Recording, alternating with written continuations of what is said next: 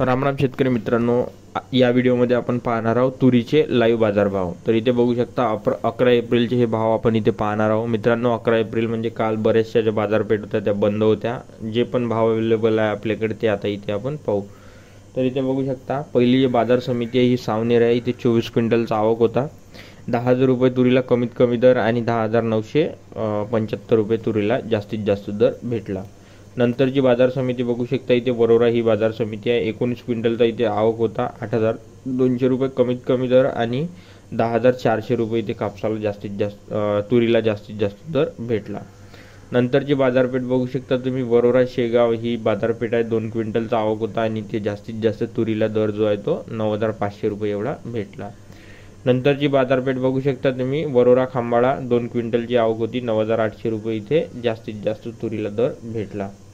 नंतरची बाजारपेठ बघू शकता तुम्ही काटोल ही आहे। इथे 9,700 रुपये कमीत कमी दर आणि इथे 11,571 रुपये इथे जास्तीत जास्त तुरीला दर भेटला। इथे बघू शकता तुम्ही 111 क्विंटलची इथे आवक होती। त्याचप्रकारे इथे घनसावंगीला 115 क्विंटलची आवक होती। 7,900 रुपये कमीत कमी दर आणि 8,200 रुपये इथे तुरीला जास्तीत जास्त दर भेटला।